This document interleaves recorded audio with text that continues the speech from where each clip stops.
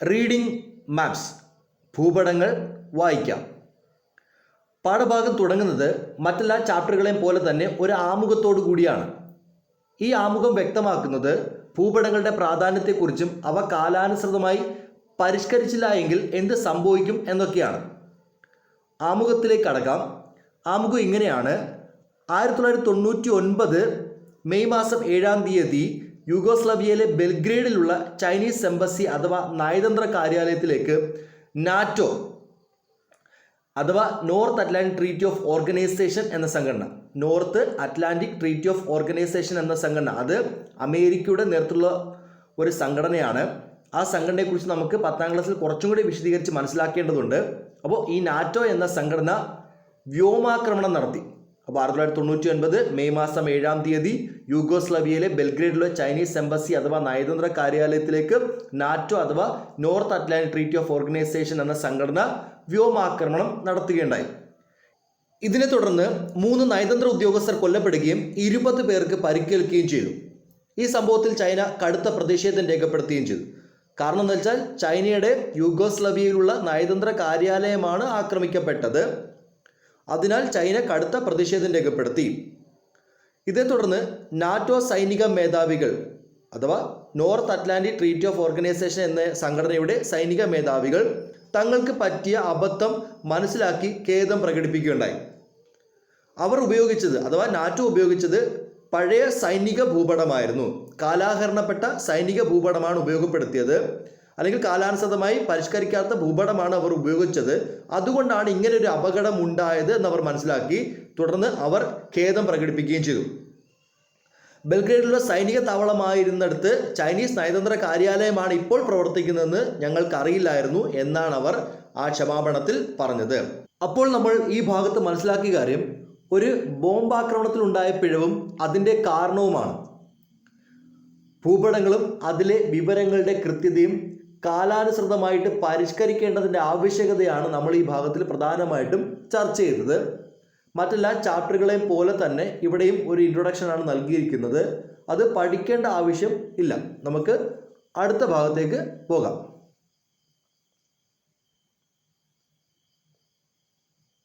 പാഠഭാഗം ആരംഭിക്കുന്നത് തന്നെ ഒരു ആക്ടിവിറ്റിയിലൂടെയാണ്, ഒരു പ്രവർത്തനത്തിലൂടെയാണ് ആരംഭിക്കുന്നത്. വ്യത്യസ്തതരം ഭൂപടങ്ങളും അവയുടെ ഉപയോഗങ്ങളും മനസ്സിലാക്കുന്നതിന് വേണ്ടിയിട്ടാണ് ഇത്തരത്തിലുള്ള ഒരു പ്രവർത്തനം ഇവിടെ നൽകിയിരിക്കുന്നത്.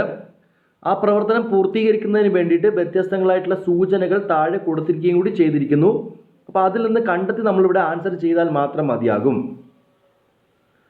പൊളിറ്റിക്കൽ മാപ്പ് അഥവാ രാഷ്ട്രീയ ഭൂപടം എന്തിനു വേണ്ടിയിട്ടാണ് ഉപയോഗപ്പെടുത്തുന്നത് എന്നുള്ളതാണ്. ഫോർ അണ്ടർസ്റ്റാൻഡിങ് പൊളിറ്റിക്കൽ ബൗണ്ടറീസ്, രാജ്യാതിർത്തികൾ മനസ്സിലാക്കുന്നതിന് വേണ്ടിയിട്ടാണ് നമ്മൾ രാഷ്ട്രീയ ഭൂപടം ഉപയോഗപ്പെടുത്തുന്നത്. രണ്ടാമത്തെ മിലിറ്ററി മാപ്പ്, സൈനിക ഭൂപടം. ഫോർ മിലിറ്ററി പർപ്പസസ്, സൈനിക ആവശ്യങ്ങൾക്ക് വേണ്ടിയിട്ടാണ് നമ്മൾ സൈനിക ഭൂപടം ഉപയോഗപ്പെടുത്തുന്നത്.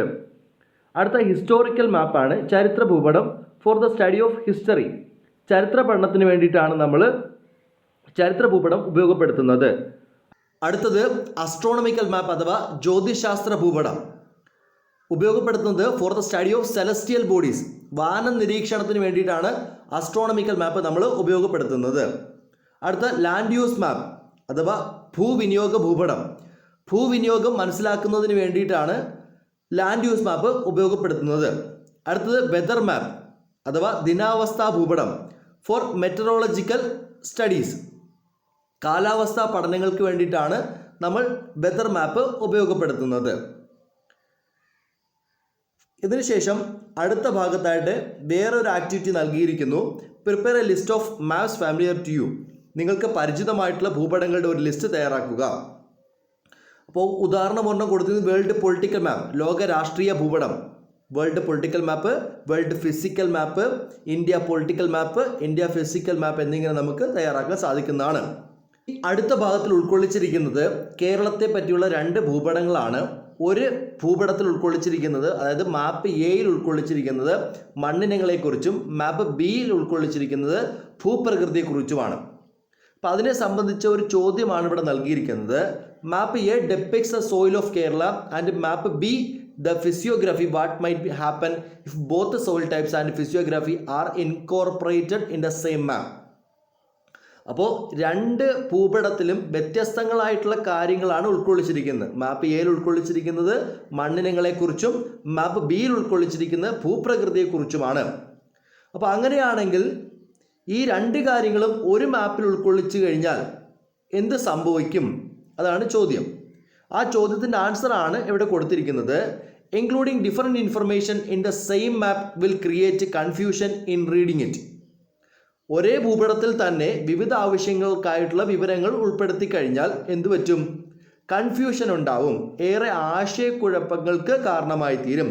Including different information in the same map will create confusion in reading it. That is why different information are plotted in different maps. അതുകൊണ്ടാണ് വ്യത്യസ്തങ്ങളായിട്ടുള്ള വിവരങ്ങൾ വ്യത്യസ്തങ്ങളായിട്ടുള്ള ഭൂപടങ്ങളിൽ ഉൾക്കൊള്ളിച്ചിരിക്കുന്നത്.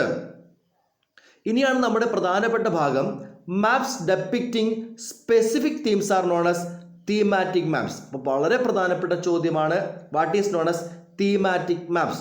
Maps depicting specific themes are known as thematic maps. പ്രത്യേക വിഷയങ്ങൾ പ്രതിപാദിക്കുന്ന ഭൂപടങ്ങളെ വിളിക്കുന്ന പേരാണ് thematic ഭൂപടങ്ങൾ എന്ന്. അപ്പോൾ വളരെ പ്രധാനപ്പെട്ട ചോദ്യമാണ്, what is known as thematic maps? Maps depicting specific themes are known as thematic maps. പ്രത്യേക വിഷയങ്ങൾ കൈകാര്യം ചെയ്യുന്ന ഭൂപടങ്ങളെ വിളിക്കുന്ന പേരാണ് തീമാറ്റിക് ഭൂപടങ്ങൾ എന്നറിയപ്പെടുന്നത്. അപ്പോൾ വളരെ പ്രധാനപ്പെട്ട ചോദ്യമാണ്, maps depicting specific themes are known as thematic maps. ഇനി നമ്മൾ അടുത്ത ഭാഗത്തേക്ക് പോകുകയാണ്. Let us classify maps. ഭൂപടങ്ങളെ തരംതിരിക്കാം. Record details of natural as well as manmade features. രണ്ട് കാര്യങ്ങളാണ്, പ്രകൃതിദത്തവും മനുഷ്യനിർമ്മിതവുമായിട്ടുള്ള. Record details of natural as well as manmade features on earth are subject to different types of observation and analysis. ഭൂമിയിലെ പ്രകൃതിദത്തവും മനുഷ്യനിർമ്മിതവുമായിട്ടുള്ള വിവിധ സവിശേഷതകളെ പലതരം നിരീക്ഷണങ്ങൾക്കും ഒബ്സർവേഷൻ ആൻഡ് അനാലിസിസ് വിശകലനങ്ങൾക്ക് വേണ്ടി നമ്മൾ രേഖപ്പെടുത്തി സൂക്ഷിക്കാറുണ്ട്. Maps are the most relevant tool for recording information for the same. അപ്പോൾ ഇങ്ങനെ വിവരങ്ങൾ രേഖപ്പെടുത്തി സൂക്ഷിക്കുന്നതിനുള്ള ഏറ്റവും നല്ല ഉപാധിയാണ് ഭൂപടങ്ങൾ എന്നത്. അവിടെ നമ്മൾ പഠിക്കേണ്ട ആവശ്യമില്ല, നമുക്ക് അടുത്ത ഭാഗത്തേക്ക് പോകാം. Classification of maps based on function. ഭൂപട വർഗീകരണം അതിൻ്റെ ഉള്ളടക്കത്തിൻ്റെ അടിസ്ഥാനത്തിൽ. ഇവിടെ വളരെ പ്രധാനപ്പെട്ട ഒരു ഭാഗമാണ്. How can be classify maps on the base of its content? What are they explain? അപ്പോൾ ഭൂപടങ്ങളെ അതിൻ്റെ ഉള്ളടക്കത്തിൻ്റെ അടിസ്ഥാനത്തിൽ എങ്ങനെ തരംതിരിക്കാം, അവ ഏതെല്ലാം വിശദീകരിക്കുക. Based on function maps can be classified to they are physical map and cultural map. ഭൗതിക ഭൂപടങ്ങളെന്നും സാംസ്കാരിക ഭൂപടങ്ങളെന്നും അറിയപ്പെടുന്നു.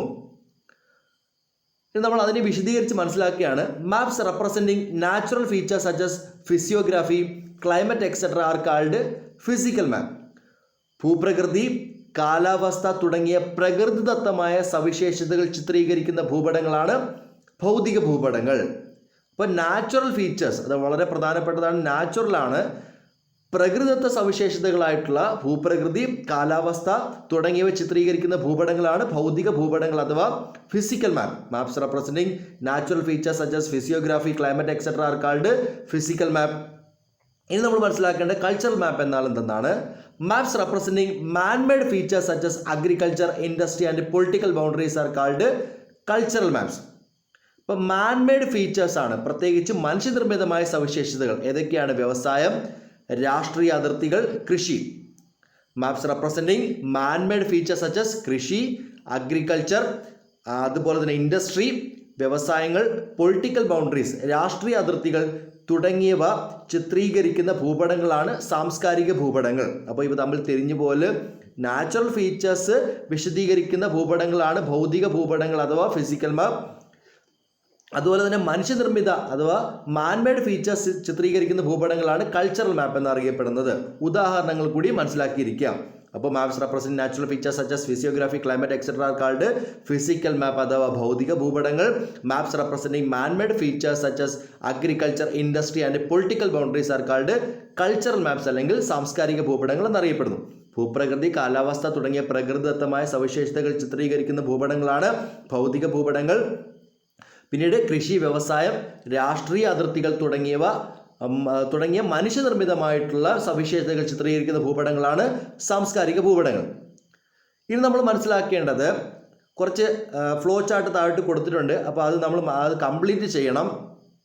അപ്പോൾ ഏതെല്ലാം ഭൂപടങ്ങളാണ് അതിൻ്റെ ഉള്ളടക്കത്തെ അടിസ്ഥാനത്തിൽ ഭൂപടങ്ങൾ നമ്മൾ തരംതിരിച്ച് നിർണ്ണയിക്കണം. ഇപ്പോൾ പൊളിറ്റിക്കൽ മാപ്പ് എന്ന് പറയുന്നത് രാഷ്ട്രീയ ഭൂപടമാണ്. അത് ഫിസിക്കലാണോ കൾച്ചറലാണോ നമ്മൾ മനസ്സിലാക്കിയെടുക്കണം. അപ്പോൾ അതിന് വേണ്ടിയിട്ടാണ് അവിടെ അങ്ങനെ ഒരു ആക്ടിവിറ്റി കൊടുത്തിരിക്കുന്നത്. പൊളിറ്റിക്കൽ മാപ്പ് അത് രാഷ്ട്രീയ ഭൂപടമാണ് അല്ലേ. പൊളിറ്റിക്കൽ മാപ്പ് എന്ന് പറയുന്നത് രാഷ്ട്രീയ ഭൂപടമാണ്. അപ്പോൾ രാഷ്ട്രീയ ഭൂപടം എങ്ങനെയുള്ളതാണ്? മനുഷ്യനിർമ്മിതമായിട്ടുള്ളതാണ് അല്ലേ. രാജ്യാതിർത്തികൾ അല്ലെങ്കിൽ രാഷ്ട്രീയാതിർത്തികൾ മനസ്സിലാക്കുന്നതിന് വേണ്ടിയിട്ടാണ്. അപ്പോൾ അത് കൾച്ചറൽ മാപ്പാണ് അല്ലേ. അത് സാംസ്കാരിക ഭൂപടമാണ്. സോയിൽ മാപ്പ് അത് ഫിസിക്കൽ മാപ്പാണ്. അത് മാൻമെയ്ഡ് ആണോ നാച്ചുറൽ ആണോ എന്ന് തിരിച്ചറിയുക, അത്രയേ ഉള്ളൂ. നാച്ചുറലാണ്, പ്രകൃതിദത്ത സവിശേഷതയാണെങ്കിൽ അതെന്താണ്? ഫിസിക്കൽ മാപ്പാണ്. എന്ന് വെച്ചാൽ പ്രകൃതിദത്തമായ സവിശേഷതകൾ ഉൾക്കൊള്ളുന്നതാണ് ഫിസിക്കൽ മാപ്പ് അഥവാ ഭൗതിക ഭൂപടമാണ് സോയിൽ മാപ്പ്. അടുത്ത ക്ലൈമാറ്റിക് മാപ്പ് അത് ഫിസിക്കലാണ്. ആസ്ട്രോണമിക്കൽ മാപ്പ് അഥവാ ജ്യോതിശാസ്ത്ര ഭൂപടം അത് ഫിസിക്കലാണ്, ഭൗതിക ഭൂപടമാണ്. വെതർ മാപ്പ് കാലാവസ്ഥാ ഭൂപടം അതെന്താണ്? അത് ഫിസിക്കലാണ്, ഭൗതിക ഭൂപടമാണ്. ഫിസിയോഗ്രാഫി അതും ഭൗതിക ഭൂപടമാണ്. അഗ്രികൾച്ചർ മാപ്പ് അതെന്താണ്? കൾച്ചറലാണ്. അന്ന് കാരണം എന്ന് വെച്ചാൽ മനുഷ്യനിർമ്മിതമല്ലേ, നമ്മൾ എക്സാമ്പിളിലൂടെ വ്യക്തമാക്കിയതാണ്. ഇൻഡസ്ട്രിയൽ മാപ്പ് വ്യാവസായിക ഭൂപടം അതും കൾച്ചറലാണ്. അത് നാച്ചുറൽ വെജിറ്റേഷൻ മാപ്പ് അതെന്താണ്? നൈസർഗിക സസ്യജാല ഭൂപടങ്ങൾ അതെന്താണ്? ഫിസിക്കൽ മാപ്പാണ്. അതുപോലെ തന്നെ മിലിറ്ററി മാപ്പ് സൈനിക ഭൂപടം അത് കൾച്ചറലാണ്. അത് ലാൻഡ് യൂസ് മാപ്പ് ഭൂവിനിയോഗ ഭൂപടം അത് എന്താണ്? കൾച്ചറൽ മാപ്പ് സാംസ്കാരിക ഭൂപടമാണ്. അടുത്ത ഹിസ്റ്റോറിക്കൽ മാപ്പ് അഥവാ ചരിത്ര ഭൂപടം അത് എന്താണ്? കൾച്ചറൽ മാപ്പാണ്, സാംസ്കാരിക ഭൂപടമാണത്. അപ്പോൾ ഇത്രയും കാര്യങ്ങളാണ് നമ്മളിവിടെ ചർച്ച ചെയ്തത്. അപ്പോൾ ഇവിടെ പ്രധാനമായിട്ട് ഇത്രയും കാര്യം പറഞ്ഞിട്ടുള്ളൂ. ഭൂപടങ്ങളെ അതിൻ്റെ ഉള്ളടക്കത്തിൻ്റെ അടിസ്ഥാനത്തിൽ നമുക്ക് രണ്ടായി തരംതിരിക്കാം, ഫിസിക്കൽ മാപ്പ് എന്നും കൾച്ചറൽ മാപ്പ് എന്നും. ഫിസിക്കൽ മാപ്പ് എന്ന് പറയുന്നതോ ഭൗതിക ഭൂപടം എന്ന് പറയുന്നത് നാച്ചുറൽ ഫീച്ചേഴ്സ് പ്രകൃതിദത്തമായ സവിശേഷതകൾ ചിത്രീകരിക്കുന്ന ഭൂപടങ്ങളാണ് ഭൗതിക ഭൂപടങ്ങൾ. അതേപോലെ തന്നെ മനുഷ്യനിർമ്മിതമായിട്ടുള്ള സവിശേഷതകൾ ചിത്രീകരിക്കുന്ന ഭൂപടങ്ങളെ അറിയപ്പെടുന്ന പേരാണ് സാംസ്കാരിക ഭൂപടങ്ങൾ അഥവാ കൾച്ചറൽ മാപ്സ് എന്നറിയപ്പെടുന്നത്. പിന്നെ അതിനുശേഷം നമ്മളിവിടെ തരംതിരിച്ച് ഏതൊക്കെയാണ് ഏതൊക്കെയാണ് ഭൗതിക ഭൂപടങ്ങളെന്നും ഏതെല്ലാമാണ് സാംസ്കാരിക ഭൂപടങ്ങളെന്നും മനസ്സിലാക്കേണ്ടായി. ഇനി നമ്മൾ അടുത്ത ഭാഗത്തേക്ക് നോക്കുകയാണ്. Classification of maps based on scale എന്നതിൻ്റെ അടിസ്ഥാനത്തിലാണ്, സ്കെയിലിൻ്റെ അടിസ്ഥാനത്തിൽ ഭൂപട വർഗീകരണം അതിൻ്റെ തോതിൻ്റെ അടിസ്ഥാനത്തിൽ. നേരത്തെ നമ്മൾ മനസ്സിലാക്കിയത് കണ്ടന്റിൻ്റെ അടിസ്ഥാനത്തിലാണെങ്കിൽ ഇവിടെ തോതിൻ്റെ അടിസ്ഥാനത്തിലാണ്. Maps can be classified on the base of it scale. Explain with an example. Maps can be classified into two on the base of it scale. They are large scale maps and small scale map. ഭൂപടങ്ങളെ അതിൻ്റെ തോതിൻ്റെ അടിസ്ഥാനത്തിൽ നമുക്ക് രണ്ടായി തരംതിരിക്കാം. അവ small scale മാപ്പ് എന്നും large scale map എന്നും അറിയപ്പെടുന്നു. ചെറിയ തോത് ഭൂപടങ്ങളെന്നും വലിയ തോത് ഭൂപടങ്ങളെന്നും അറിയപ്പെടുന്നു. ആദ്യം ചെറിയ തോത് ഭൂപടങ്ങളാണ്. ചെറിയ തോത് ഭൂപടങ്ങൾക്ക് ഉദാഹരണങ്ങളാണ് അറ്റ്ലസ് മാപ്പും വാൾ മാപ്പും. രണ്ടാമത്തത് ലാർജ് സ്കെയിൽ മാപ്പ് അഥവാ വലിയ തോത് ഭൂപടങ്ങൾ. വലിയ തോത് ഭൂപടങ്ങൾക്ക് ഉദാഹരണമാണ് കഡസ്ട്രൽ മാപ്പും ടോപ്പോഗ്രാഫിക്കൽ മാപ്പും. അപ്പോൾ കഡസ്ട്രൽ ഭൂപടങ്ങൾ എന്നാൽ എന്തെന്നും അതുപോലെ തന്നെ ധരാതലീയ ഭൂപടങ്ങൾ അഥവാ ടോപ്പോഗ്രഫിക്കൽ ഭൂപടങ്ങൾ എന്നാൽ എന്തെന്നും അടുത്ത പേജിൽ കൊടുത്തിട്ടുണ്ട്. പഠിക്കേണ്ട ആവശ്യമില്ല, എന്നിരുന്നാലും നമ്മളൊന്ന് മനസ്സിലാക്കിയിരിക്കുക. അപ്പോൾ പ്രാദേശിക ഭൂസ്വത്തിൻ്റെ പുസ്തകം എന്നർത്ഥമുള്ള കഡസ്റ്റർ എന്ന ഫ്രഞ്ച് വാക്കിൽ നിന്നാണ് ഈ പറഞ്ഞ കഡസ്റ്റർ എന്ന പദം രൂപപ്പെട്ടിട്ടുള്ളത്. പാടങ്ങൾ, കെട്ടിടങ്ങൾ, ഭൂസ്വത്തുകളുടെ അതിരുകൾ, ഉടമസ്ഥാവകാശം എന്നിവ രേഖപ്പെടുത്തി സൂക്ഷിക്കുന്നതിനാണ് ഇത്തരം ഭൂപടങ്ങൾ അഥവാ കഡസ്ട്രൽ ഭൂപടങ്ങൾ തയ്യാറാക്കുന്നത്. Boundaries and ownership details and land properties such as fields, buildings, etc. These maps are used to assess land tax and to indicate the ownership. അപ്പോൾ ഉടമസ്ഥാവകാശം സൂചിപ്പിക്കുന്നതിനും അതുപോലെ ഭൂനികുതി കണക്കാക്കുന്നതിനുമൊക്കെ ഇവ ഉപയോഗപ്പെടുത്തുന്നു. വില്ലേജ് മാപ്പ് ഇതിന് ഉദാഹരണമാണ്, മനസ്സിലാക്കിയിരിക്കുക. ഇനി മറ്റൊരു ഉദാഹരണമാണ് ടോപ്പോഗ്രഫിക്കൽ മാപ്പ് അഥവാ ധരാതലീയ ഭൂപടങ്ങൾ. ഇപ്പോൾ topographical maps are prepared based on comprehensive land surveys. ഇപ്പോൾ സമഗ്രമായ ഭൂസർവേയുടെ അടിസ്ഥാനത്തിൽ തയ്യാറാക്കപ്പെടുന്നതാണ് ധരാതലീയ ഭൂപടങ്ങൾ. പ്രകൃതിദത്തവും മനുഷ്യനിർമ്മിതവുമായിട്ടുള്ള കാര്യങ്ങളാണ് നാച്ചുറൽ ആൻഡ് മാൻമെയ്ഡ് ഫീച്ചേഴ്സ്. പ്രകൃതിദത്തവും മനുഷ്യനിർമ്മിതവുമായിട്ടുള്ള എന്ന് വെച്ചാൽ ഫിസിക്കലും കൾച്ചറലുമായിട്ടുള്ള എല്ലാ കാര്യങ്ങളും ഉൾക്കൊള്ളിക്കുന്ന ഭൂപടങ്ങളാണ് ധരാതലീയ ഭൂപടങ്ങൾ. വളരെ വിശദമായി തന്നെ ചിത്രീകരിക്കുന്ന ഭൂപടങ്ങളാണിവ. ഉദാഹരണം റിലീഫ് ഭൂപ്രദേശങ്ങളുടെ ഉയരം, ഭൂപ്രകൃതി, നദികൾ, അതേപോലെ തന്നെ വനങ്ങൾ, കൃഷിയിടങ്ങൾ, പട്ടണങ്ങൾ, ഗതാഗത വാർത്താവിനിമയ സംവിധാനങ്ങൾ, ഇങ്ങനെയുള്ള എല്ലാ കാര്യങ്ങളും വളരെ സൂക്ഷ്മമായ വിവരങ്ങൾ ഈ ഭൂപടത്തിൽ ചിത്രീകരിക്കുന്നു. അപ്പോൾ ഇവിടെ കൊടുത്തിരിക്കുന്ന ടോപ്പോഗ്രഫിക്കൽ മാപ്പും കഡസ്ട്രൽ മാപ്പും എന്തിന് ഉദാഹരണമാണ്? ലാർജ് സ്കെയിൽ മാപ്പിന് ഉദാഹരണമാണ്. ഇനി നമ്മൾ ഇതിനെ വിശദീകരിച്ച് മനസ്സിലാക്കണം. മാപ്സിനെ നമുക്ക് രണ്ടായിട്ട് തരംതിരിക്കാം. Maps can be classified into two on the base of it scale. They are large scale maps and small scale map.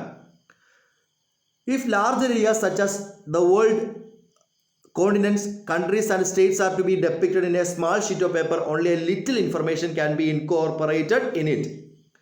അപ്പോൾ താരതമ്യേന വലിയ ഭൂപ്രദേശങ്ങളായിട്ടുള്ള ലോകം, വൻകരകൾ, രാജ്യങ്ങൾ, അതുപോലെ തന്നെ സംസ്ഥാനങ്ങൾ, ഇവയൊക്കെ നമ്മളൊരു ചെറിയ പേപ്പറിൽ അല്ലെങ്കിൽ ഒരു കടലാസിൽ ചിത്രീകരിക്കേണ്ടി വന്നാൽ വളരെ കുറച്ച് വിവരങ്ങൾ മാത്രമേ നമുക്ക് അവയിൽ ഉൾപ്പെടുത്താൻ കഴിയുകയുള്ളൂ.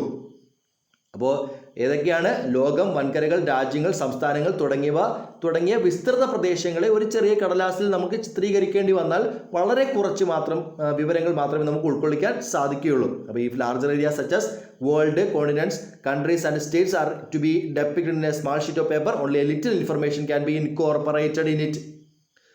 ഇവിടെ തൊട്ടാണ് നമ്മുടെ ആൻസർ ഇനി തുടങ്ങുന്നത്. Map showing only the important information of larger areas are called small scale map. അപ്പോൾ map showing only the important information, വളരെ പ്രധാനപ്പെട്ട വിവരങ്ങൾ മാത്രം ഉൾക്കൊള്ളിച്ച് തയ്യാറാക്കുന്നതാണ്. അതായത് വലിയ ഭൂപ്രദേശങ്ങളിലെ പ്രധാനപ്പെട്ട വിവരങ്ങൾ മാത്രം ഉൾപ്പെടുത്തി തയ്യാറാക്കുന്ന ഭൂപടങ്ങളാണ് സ്മാൾ സ്കെയിൽ മാപ്പ്, അഥവാ ചെറിയ തോത് ഭൂപടങ്ങൾ. എന്ന് വെച്ചാൽ വലിയ ഭൂപ്രദേശങ്ങൾ എന്ന് പറയുന്നതാണ് ഉദാഹരണമായിട്ട് പറഞ്ഞത് ലോകം, വൻകരകൾ, രാജ്യങ്ങൾ, സംസ്ഥാനങ്ങൾ എന്നിവ. അപ്പോൾ അങ്ങനെയുള്ള പ്രദേശങ്ങളിലെ പ്രധാനപ്പെട്ട വിവരങ്ങൾ മാത്രം ഉൾക്കൊള്ളിച്ച് തയ്യാറാക്കുന്ന ഭൂപടങ്ങളാണ് എന്ത്? Small scale map. അപ്പോൾ map showing only important information of larger areas are called small scale map. ഇനി നമ്മൾ മനസ്സിലാക്കുക, അതിന് ഉദാഹരണം എഴുതണം. ഉദാഹരണം ഏതൊക്കെയാണ്? അറ്റ്ലസ് മാപ്പും വാൾ മാപ്പുമാണ്.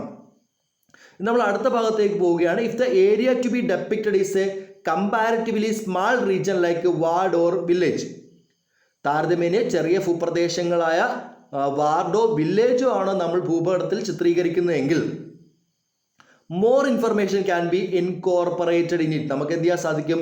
കൂടുതൽ വിവരങ്ങൾ അതിനകത്ത് ഉൾപ്പെടുത്താൻ സാധിക്കും. മാപ്സ് റെപ്രസെൻറ്റിംഗ് ഡീറ്റെയിൽഡ് ഇൻഫർമേഷൻ, അടുത്ത പോയിന്റ് ആണ്. Maps representing detailed information of small area are called large scale maps. അപ്പോൾ maps representing detailed information of small area are called large scale maps. അപ്പോൾ എങ്ങനെയാണ് ഇത്തരത്തിൽ താരതമ്യേന ചെറിയ ഭൂപ്രദേശങ്ങളുടെ വിശദമായ വിവരങ്ങൾ ഉൾക്കൊള്ളിച്ച് തയ്യാറാക്കുന്ന ഭൂപടങ്ങളെ വിളിക്കുന്ന പേരാണ് വലിയ തോത് ഭൂപടങ്ങൾ അഥവാ large scale maps. Large scale മാപ്സിന് ഉദാഹരണം കഡസ്ട്രൽ മാപ്പും ടോപ്പോഗ്രാഫിക്കൽ മാപ്പുമാണ്. അപ്പോൾ ഇത് പലപ്പോഴും തിരിഞ്ഞു പോകാറുണ്ട്, വളരെ ശ്രദ്ധയോടുകൂടി മനസ്സിലാക്കണം. Map showing only the important information of larger areas are called small scale map. അതായത് വലിയ ഭൂപ്രദേശങ്ങളിലെ പ്രധാന വിവരങ്ങൾ മാത്രം ഉൾക്കൊള്ളിച്ച് തയ്യാറാക്കുന്ന ഭൂപടങ്ങളെ വിളിക്കുന്ന പേരാണ് ചെറിയ തോത് ഭൂപടങ്ങളെന്നും. Maps representing detail information of small area are called large scale maps. അപ്പോൾ താരതമ്യേന ചെറിയ ഭൂപ്രദേശങ്ങളുടെ പ്രത്യേകിച്ച് വാർഡ്, വില്ലേജ് തുടങ്ങിയവ ചിത്രീകരിക്കുകയാണെങ്കിൽ നമുക്ക് കൂടുതൽ വിവരങ്ങൾ ഉൾക്കൊള്ളിക്കാൻ സാധിക്കും. അങ്ങനെ ആ പ്രദേശങ്ങളുടെ വിശദമായ വിവരങ്ങൾ ഉൾക്കൊള്ളിച്ച് തയ്യാറാക്കുന്ന ഭൂപടങ്ങളെ വിളിക്കുന്ന പേരാണെന്ത്? വലിയ തോത് ഭൂപടങ്ങൾ അഥവാ ലാർജ് സ്കെയിൽ മാപ്സ് എന്ന് അറിയപ്പെടുന്നത്. അപ്പോൾ നമ്മൾ ആദ്യം മനസ്സിലാക്കിയത് അത് കണ്ടന്റിന്റെ അടിസ്ഥാനത്തിൽ അഥവാ ഉള്ളടക്കത്തിന്റെ അടിസ്ഥാനത്തിൽ തരംതിരിച്ചത്. രണ്ടാമത് നമ്മൾ മനസ്സിലാക്കിയത് എന്തിനെക്കുറിച്ചാണ്? അതിന്റെ തോതിന്റെ അടിസ്ഥാനം, ഭൂപടങ്ങൾ അതിന്റെ തോതിന്റെ അടിസ്ഥാനത്തിൽ സ്മാൾ സ്കെയിൽ എന്നും ലാർജ് സ്കെയിൽ എന്നും നമ്മൾ മനസ്സിലാക്കിയുണ്ടായി. ഈ ഭാഗത്ത് നമ്മൾ പ്രധാനമായിട്ട് ചർച്ച ചെയ്ത് വ്യത്യസ്തങ്ങളായിട്ടുള്ള ഭൂപടങ്ങളെക്കുറിച്ചും അവയുടെ ഉപയോഗത്തെക്കുറിച്ചുമായിരുന്നു. പൊളിറ്റിക്കൽ മാപ്പ് അഥവാ രാഷ്ട്രീയ ഭൂപടം, പൊളിറ്റിക്കൽ ബൗണ്ടറീസ് മനസ്സിലാക്കുന്നതിന് വേണ്ടിയിട്ട്, മിലിറ്ററി മാപ്പ് മിലിറ്ററി പർപ്പസസിന് വേണ്ടിയിട്ട്, ഹിസ്റ്റോറിക്കൽ മാപ്പ് ചരിത്ര പഠനത്തിന് വേണ്ടിയിട്ട്, അങ്ങനെ വ്യത്യസ്തങ്ങളായിട്ടുള്ള ഭൂപടങ്ങളും അതിൻ്റെ ഉപയോഗത്തെക്കുറിച്ച് നമ്മളിവിടെ മനസ്സിലാക്കിയുണ്ടായി. അതിനുശേഷം ഇവിടെ നൽകിയിരിക്കുന്ന രണ്ട് മാപ്പുകളാണ്. മാപ്പ് എയിൽ മണ്ണിനങ്ങളെക്കുറിച്ചും മാപ്പ് ബിയിൽ ഭൂപ്രകൃതിയെക്കുറിച്ചാണ് ഉൾക്കൊള്ളിച്ചിരിക്കുന്നത്. വ്യത്യസ്ത വിവരങ്ങൾ വ്യത്യസ്ത ഭൂപടങ്ങളാണ് ഉൾക്കൊള്ളിച്ചിരിക്കുന്നത്. എന്നാൽ ഈ വ്യത്യസ്ത വിവരങ്ങൾ ഒരു മാപ്പിൽ ഉൾക്കൊള്ളിച്ചു കഴിഞ്ഞാൽ നമുക്ക് എന്ത് ചെയ്യാൻ സാധിക്കും? കൺഫ്യൂഷൻ ഉണ്ടാവും, ആശയക്കുഴപ്പം ഉണ്ടാവും. അത് ഒഴിവാക്കാനായിട്ട് വ്യത്യസ്തങ്ങളായിട്ടുള്ള വിവരങ്ങൾ വ്യത്യസ്തങ്ങളായിട്ടുള്ള ഭൂപടങ്ങൾ ഉൾക്കൊള്ളിക്കുന്നു. അങ്ങനെ തയ്യാറാക്കുന്ന ഭൂപടങ്ങളെ വിളിക്കുന്ന പേരാണ് തീമാറ്റിക് ഭൂപടങ്ങൾ. Maps depicting specific themes are known as thematic maps എന്നറിയപ്പെടും. അതിനുശേഷം അടുത്ത ഭാഗത്തായിട്ട് നമ്മൾ മനസ്സിലാക്കിയ കാര്യം, ഭൂപടങ്ങളെ അതിൻ്റെ ഉള്ളടക്കത്തിൻ്റെ അടിസ്ഥാനത്തിൽ നമുക്ക് രണ്ടായിട്ട് തിരിക്കാം. ഫിസിക്കൽ മാപ്പ് എന്ന്, കൾച്ചറൽ മാപ്പ് എന്ന്. ഫിസിക്കൽ മാപ്പ് എന്ന് പറയുന്നത് ഭൗതിക ഭൂപടം, കൾച്ചറൽ മാപ്പ് എന്ന് വെച്ചാൽ സാംസ്കാരിക ഭൂപടം. Maps representing natural features such as physiography, climate, etc. are called physical map. അതായത് പ്രകൃതിദത്ത സവിശേഷതകളായിട്ടുള്ള ഭൂപ്രകൃതി, കാലാവസ്ഥ തുടങ്ങിയ സവിശേഷതകൾ ചിത്രീകരിക്കുന്ന ഭൂപടങ്ങളെ വിളിക്കുന്ന പേരാണ് ഭൗതിക ഭൂപടങ്ങൾ. അതിനുശേഷം കൃഷി, വ്യവസായം, രാഷ്ട്രീയ അതിർത്തികൾ മുതലായ മനുഷ്യനിർമ്മിതമായിട്ടെന്ന് വെച്ചാൽ മാൻമേഡ് ഫീച്ചേഴ്സ് സവിശേഷതകൾ ചിത്രീകരിക്കുന്ന ഭൂപടങ്ങളാണ് സാംസ്കാരിക ഭൂപടങ്ങൾ. അതിനുശേഷം വ്യത്യസ്തങ്ങളായിട്ടുള്ള ഭൂപടങ്ങൾ, അവയെ നമ്മൾ വർഗീകരിക്കണം, താരതമ്യം ചെയ്തൊക്കെയാണ് ഫിസിക്കൽ മാപ്പ് ഏതാണ്, കൾച്ചറൽ മാപ്പ് ഏതാണെന്ന് മനസ്സിലാക്കിയിരിക്കണം. അതിനുശേഷം അടുത്ത ഭാഗത്തായിട്ട് നമ്മൾ മനസ്സിലാക്കിയ കാര്യം എന്ന് പറയുന്നത്, ഭൂപടങ്ങളെ അതിൻ്റെ തോതിൻ്റെ അടിസ്ഥാനത്തിൽ നമുക്ക് രണ്ടായിട്ട് തിരിക്കാം. സ്മാൾ സ്കെയിൽ മാപ്പ് അഥവാ ചെറിയ തോത് ഭൂപടങ്ങളെന്നും ലാർജ് സ്കെയിൽ മാപ്പ് അഥവാ വലിയ തോത് ഭൂപടങ്ങളെന്നും. സ്മാൾ സ്കെയിൽ മാപ്പിന് ഉദാഹരണം അറ്റ്ലസ് മാപ്പും വാൾ മാപ്പും. ലാർജ് സ്കെയിൽ മാപ്പിന് ഉദാഹരണം കഡസ്ട്രൽ മാപ്പ്, ടോപ്പോഗ്രാഫിക്കൽ മാപ്പും. കഡസ്ട്രലും ധരാതലീയ ഭൂപടങ്ങളെന്നും അതിനെ അറിയപ്പെടും. അതിനുശേഷം നമ്മൾ എന്താണെന്ന് വ്യക്തമാക്കണം. Map showing only the important information of large areas are called small scale map. വലിയ ഭൂപ്രദേശങ്ങളിലെ പ്രധാന വിവരങ്ങൾ മാത്രം ഉൾക്കൊള്ളിച്ച് തയ്യാറാക്കുന്ന ഭൂപടങ്ങളാണ് ചെറിയ തോത് ഭൂപടങ്ങൾ. ഇനി വലിയ തോത് ഭൂപടങ്ങൾ എന്ന് പറയുന്നത് maps representing detail information of small area are called large scale maps. അപ്പോൾ താരതമ്യേന ചെറിയ ഭൂപ്രദേശങ്ങളുടെ വിശദമായ വിവരങ്ങൾ ഉൾക്കൊള്ളിച്ച് തയ്യാറാക്കുന്ന ഭൂപടങ്ങളെ വിളിക്കുന്ന പേരാണ് ലാർജ് സ്കെയിൽ മാപ്പ് അഥവാ വലിയ തോത് ഭൂപടങ്ങൾ. അവയ്ക്ക് ഉദാഹരണമാണ് കഡസ്ട്രൽ ഭൂപടവും കഡസ്ട്രൽ മാപ്പും അതുപോലെ തന്നെ ടോപ്പോഗ്രാഫിക്കൽ മാപ്പും. അപ്പോൾ ഇത്രയും കാര്യങ്ങളാണ് നമ്മൾ ഈ ഭാഗത്തിൽ ചർച്ച ചെയ്തത്.